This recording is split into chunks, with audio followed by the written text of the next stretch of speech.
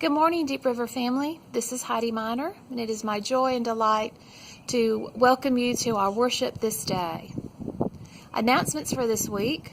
Quaker Women will be meeting on Thursday the 3rd at 7 p.m. in the Fellowship Hall. I do look forward to seeing everyone there. All women of the meeting are invited. Please do come.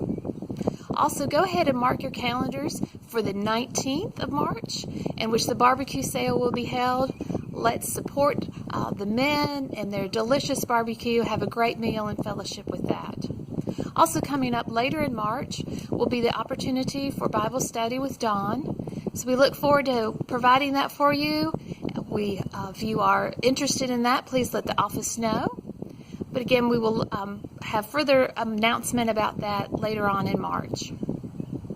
Birthdays this week. Happy birthday to Tommy Harden on the 27th, Don Everhart on the 1st, Lynn Wright on the 3rd, and Owen Holly on the 5th. Happy birthday, happy birthday to all.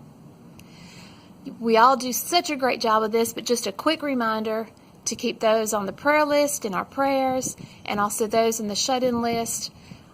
Drop a note to them. Drop a card. Drop a card to anyone in the meeting. I'm sure everyone loves and enjoys to get mail. Thank you for coming to worship with us. We hope to see you soon in the meeting house. Love you all. Take care. Give yourself a hug.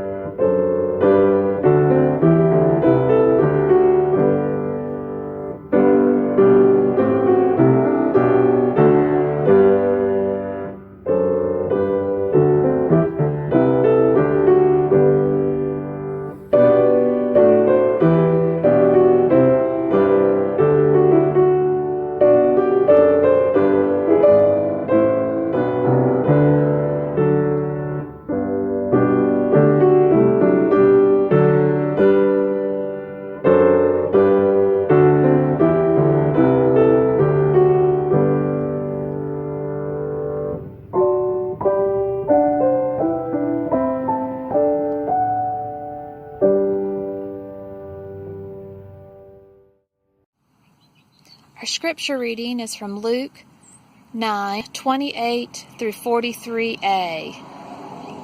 Now about 8 days after these sayings, Jesus took with him Peter and John and James and went up the mountain to pray. And while he was praying, the appearance of his face changed, and his clothes became dazzling white. Suddenly they saw two men, Moses and Elijah, to him. They appeared in glory and were speaking of his departure, which he was about to accomplish at Jerusalem. Now Peter and his companions were weighed down with sleep, but since they had stayed awake, they saw his glory and the two men who stood with him. Just as they were leaving him, Peter said to Jesus, "Master, it is good for us to be here. Let us make 3 dwellings, one for you, one for Moses, and one for Elijah," not knowing what he had said. While he was saying this, a cloud came and overshadowed them, and they were terrified as they entered the cloud. Then from the cloud came a voice that said, "This is my son, my chosen, listen to him." And when the voice had spoken, Jesus was found alone. And they kept silent, and in those days told no one any of the things they had seen. On the next day, when they had come down from the mountain, a great crowd met him.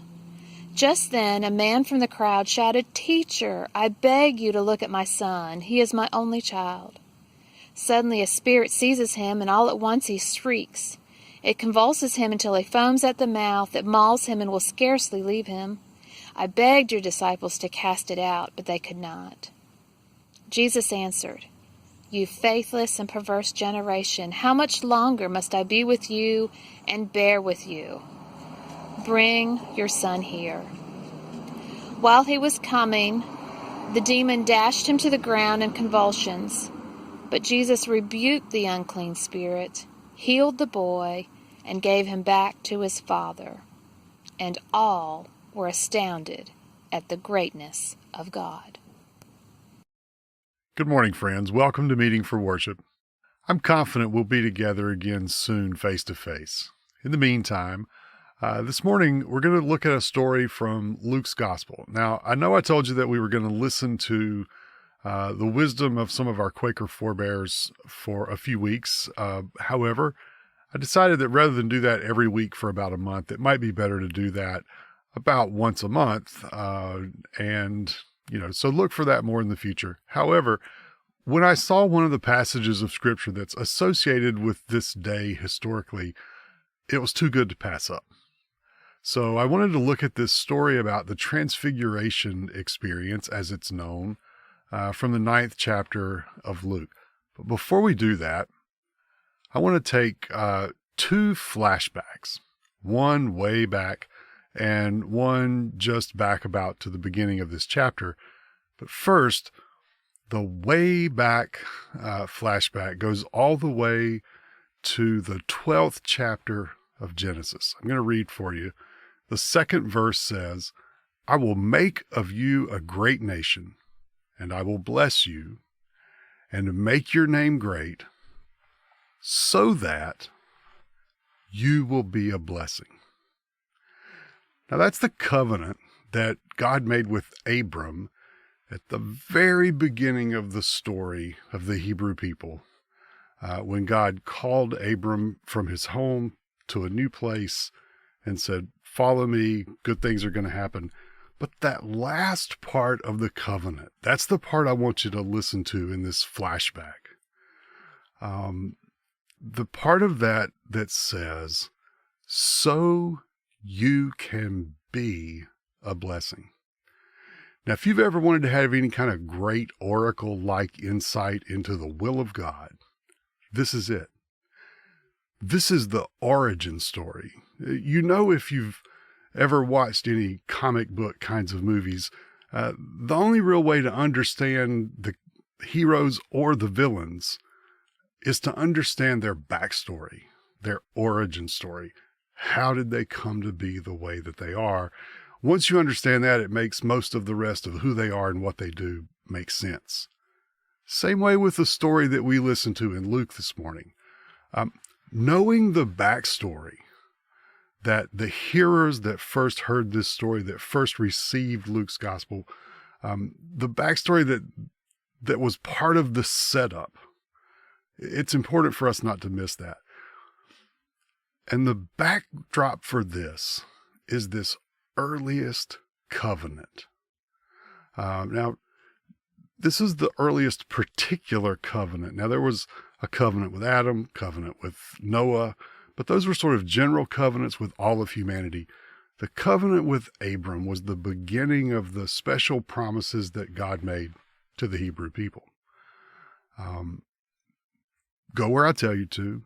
I'll bless you for the purpose of you being a blessing to others.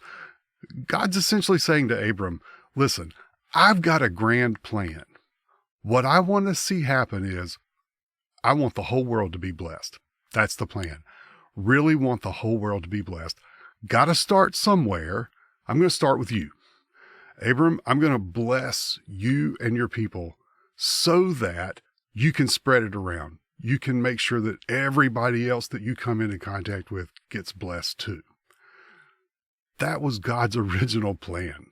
That was the reason this relationship was born, for the purpose of blessing.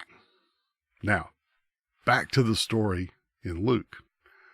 That's sort of the narrative backdrop that we come up against in this encounter where the disciples, 3 of them, have followed Jesus up to a mountaintop, big symbology there. Grand conversations with God and with prophets happen in the Bible on mountaintops. So the fact that Luke has put this on a mountaintop is just an initial layer of symbolism that we get in this story. Now, once they get up on this mountaintop, the disciples, they're all supposed to be praying, but the disciples get kind of sleepy, they fade off, and then they awaken to some sort of mystically magnificent sight, some sort of nearly angelic appearance of Jesus, conversation that he's having with two other people who weren't there before. In their confusion as they're waking up, before they completely come to, they kind of take these two figures to be Moses and Elijah. More symbolism coming in there. And then the conversation that they have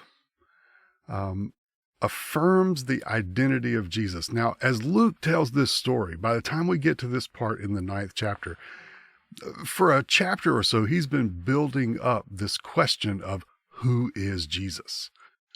If we go back just a few verses before the ones that Heidi read for us this morning, we hear Peter's confession when Jesus asked him, "Who do you say that I am?" Peter says, "You are the Messiah. Jesus, you're the one that God promised to send us." Now, that was just a little bit before, about a week before this experience on the mountaintop, and they overhear this conversation, and they hear the very voice of God saying, "This is my beloved one. This is the one." So we get this confirmation in Luke's story of Peter's confession of who Jesus is. There's all kinds of big symbolism wrapped up in this story. Elijah is representative of the prophet who's supposed to return and call the people back to faithfulness to their original core covenant purpose. And what was that? To be a blessing. Now, that's all just background.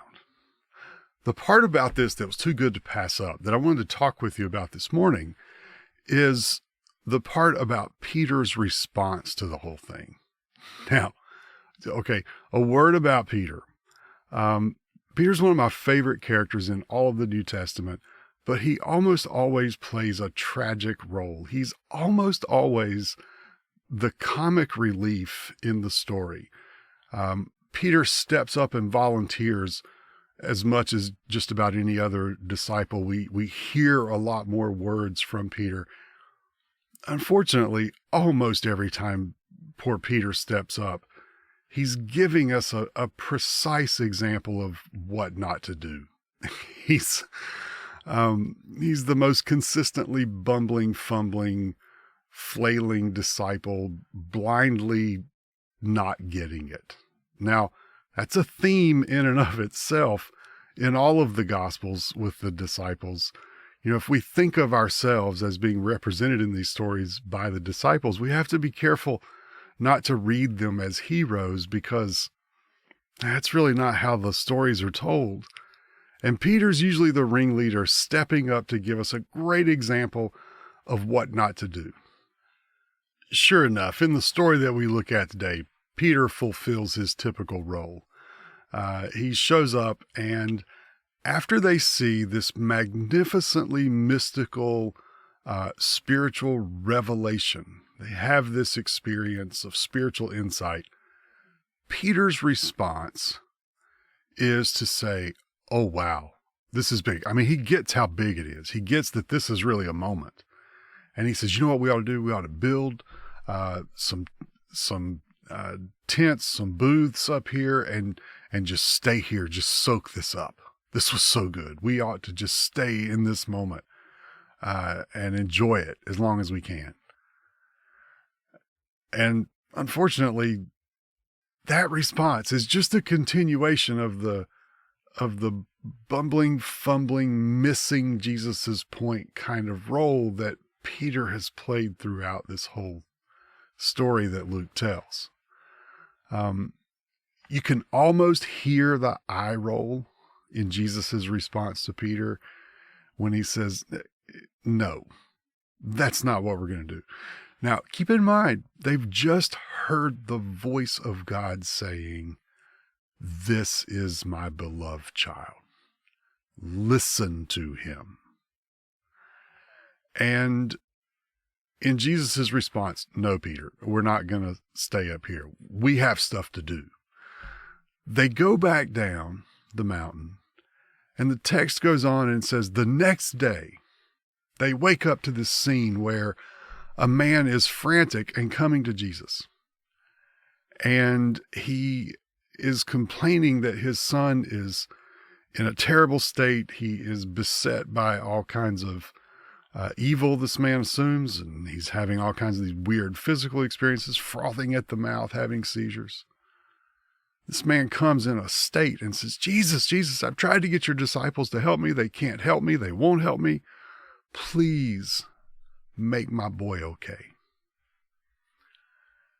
Now, second flashback. Let's go to the very beginning of chapter 9, just a few verses back before this little story that we're looking at today starts. And keep in mind, the last two things that just happened at the end of chapter 8, before we get to this story, is that we see a young girl brought back to life and an elderly woman healed of a lifelong affliction. That's the end of chapter 8. And then at the beginning of chapter 9, it says that Jesus called the 12 together and gave them power and authority over all demons and to cure diseases. And he sent them out to proclaim the kingdom of God and to heal. Now keep that in mind. That's how this chapter begins. Jesus gives the disciples power and authority over demons and the ability to heal, sends them out and says, "This is what the kingdom of God looks like. Go show people this." Then, about a week later, they have this experience up on the mountaintop. Peter thinks the best way to respond to that experience is to go inside and stay in it in the moment and just soak it up and absorb it. And let that be the transfiguration. Let it transform him internally. And Jesus says, no, we have to go back down the mountain.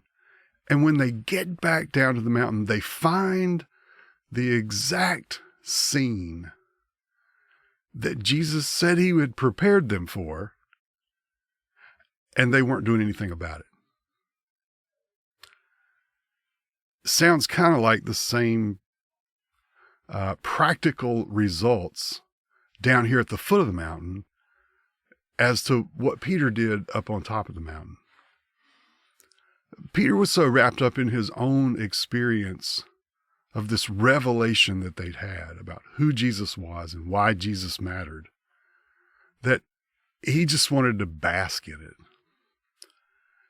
Down below the mountain, we find a group of disciples not doing anything about this man and this boy whose family is falling apart because of this child's incurable state. A condition that Jesus just said at the beginning of the chapter, y'all can do this. You all can handle this kind of thing. But when they come back down from the mountain, for whatever reason, they hadn't let the preparation that Jesus had given them move outside beyond themselves. And here this man, this boy, not getting the help they need because the disciples hadn't connected yet the internal preparation that Jesus had given them to the external realities that they were neck deep in this chaotic scene that unfolds that next morning. Now, you can hear again the exasperation in Jesus's response, and the response as it is in the text. It's written in that sort of Bible sanctimonious language. It goes like this. It says, "Jesus answered, 'You faithless and perverse generation, How much longer must I be with you and bear with you? Bring your son here. Now, okay, let me offer a potential translation of that statement into the common, ordinary, down-home vernacular. Again, you have to start it with an exasperated eye roll to really hear what Jesus is saying to the disciples. I think it probably goes something like this. Oh boy, here we go again. How many times am I going to have to explain this to y'all? Don't make me tell you again. All right, bring him here. I'm going to do this one more time. I think that's kind of the tone that Luke has in this response. It just doesn't quite get translated that way. But we see this disconnect between what happened up on top of the mountain and what didn't happen down at the foot of the mountain. And therein lies the dilemma and the hope of transfiguration. Now, I want to share another memory with you. This is a memory of another congregation that I served that has some things in common with you all. They have a very long history back to the 1700s. And I want you to know I'm not saying anything to you about them that I haven't said out loud to them about them. I'm not talking out of school. It's important to me for you to know that. But I want to tell you about a tradition that they had. They had a tradition of an annual outdoor dinner on the ground, big picnic. We're talking serious loads of good homemade food. You knew what to expect because you know how it works. The same people made everything each year. And it was just good. Now, part of the essence of this tradition was having this meal outside. Now, there was a long picnic table that had been built by people's fathers and grandfathers. And that's where all the food got arranged for people to come by on both sides and fill up a plate. I got to experience that. And I got to tell you, it's an experience worth having. You really just can't appreciate fried chicken and potato salad and all the other stuff until you've eaten it off a plate balanced on a headstone where the crowd would kind of spill out into the yard and the parking lot and the graveyard and everywhere else as this meal unfolded. Now, the dilemma they faced from time to time with that tradition was whether or not to keep eating the meal outside, because there just kept on being more and more reasons not to. Either the weather was going to be particularly hot or it was going to be particularly rainy. But there were some hardcore purists who really believed that in order to do right by this tradition, that they had to eat that meal outside. It was just bad faith with their parents and grandparents if they didn't do that. So that was no small controversy each year as that decision got put on the table and faced. And inevitably, every year, someone was disappointed. There was one year in particular where the observation got made about how their grandparents probably saw the whole thing, because, of course, that was always part of the argument, that in homage to their grandparents, they should do this thing the way they always had done it. And someone said, yeah, I can just hear Grandma up in heaven now looking over at Grandpa saying, good Lord, look at our youngins. They ain't got sense to come in out of the rain. And that kind of got the crowd to stop and think. There might be more than one way to think about what being rooted in our traditions means versus experiencing sensible and helpful progress. That's the dilemma. That's the dilemma that Peter faced up on top of the mountain. He had this mystical, revelatory, spiritual experience. And he was faced with whether or not to go inside with that or whether or not to extend that outside. And he reached for his tradition. The building of tabernacles, of tents, of booths That was not a random thing that he came up with. That was not a response that he just pulled out of the air. That was rooted in a particular annual festival. This was one of the traditional ways that they responded to deep spiritual meaning. I'm not going to try to get into the details of the Feast of Tabernacles, but you can look that up. But Peter is reaching for tradition. Now, unfortunately, like I said, Peter's often the one who gives us the example of how not to do it. And we face that same dilemma, you and every other congregation of your age. You have a miraculous history. Your sheer existence over all this time is a miracle worth celebrating. I mean, the idea that you wouldn't treasure that is absurd. But what does it mean to treasure traditions versus being tabernacled up in them in ways that prevent you from dealing with the chaos at the foot of the mountain? One of the most frequent metaphors that we use for talking about how we root ourselves in our traditions and how our traditions root us in our values is the image of an anchor, like an anchor on a ship.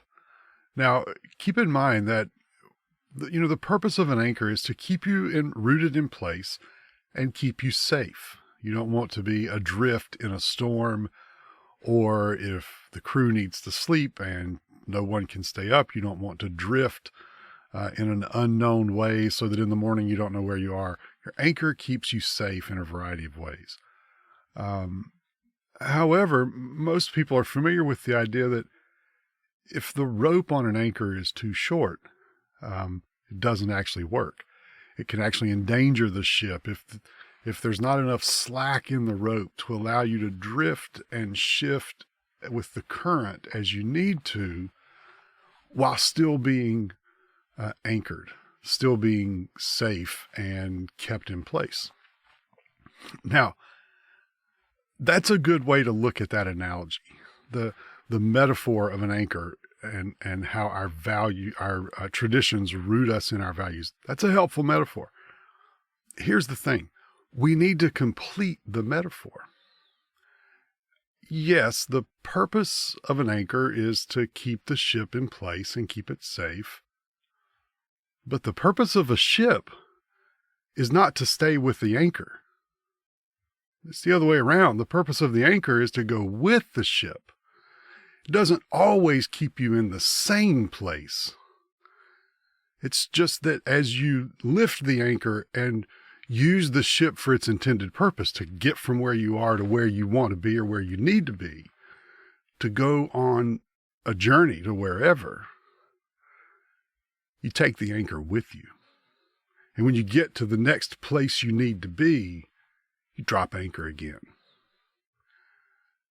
Being anchored to your values doesn't mean you always stay in the same place. There's a lot that we can learn from the differences between how different generations answer the questions about why they participate in a faith community or in a congregation of some kind. In older generations, the most common answers for why folks participate in a community of faith tend to come out in terms of being connected to a tradition that they value or being part of a community, almost like a family, an extended family of sorts. This is the kind of language, the language of belonging, the language of connection, the language to some degree of identity. I belong to this group because this is who I am. When younger generations tend to answer that question, the answers don't sound the same. This is one of the ways the currents have shifted that the ship has to navigate. When younger generations answer that question, they tend to say things like, I connect with a community of faith that I feel like gives me an opportunity to make a difference or helps me accomplish meaningful things. It's very rarely about attendance, very much more often about doing something good effectively in the community through the work and ministry of the congregation. That tends to be more of the motivation for why people attend. Now that sets up a dilemma, doesn't it? Because if part of half the congregation thinks of what it means to be faithful and successful in terms of having people attend, versus another half or segment of the congregation that's thinking from the perspective of what it means to be successful and faithful is to go outside of ourselves and address the chaos at the foot of the mountain around us. That's a hard conversation to have, isn't it? That can be challenging, and it sets up that fundamental dilemma between how do we honor a miraculous history versus how do we live out the best modern day version of why that history is worth remembering? Boy, that's a tough question. Peter didn't get the answer right, and Jesus even kind of got to the point of frustration. It can be frustrating for us as well when we get caught between that tension of wanting to honor in good faith an inspiring and meaningful history versus wanting to understand the best way to be the best version of a faithful Quaker community in today's chaotic world. But that's where we are. I trust you to keep listening to the Spirit. I can tell stories and give examples from other places and ways I've seen other people struggle with this, but it'll never be my place to tell you specifically how to answer these questions. It's only my place to lift up the questions and say, I think these are worth considering. You do have a long, inspiring, miraculous history. And you do face the dilemma of how do you excite people about helping you live out the best possible version of what it means to be a faithful Quaker community today in the chaotic world? That's where you always get back to. As we do enter a time of open worship, I hope you'll consider this query. What is there around us in our community that is broken, that we can help fix in some way? Or what is there that is working well somewhere else that we can learn from to improve how we do what we do here? I look forward to hearing what the Spirit says to you and through you.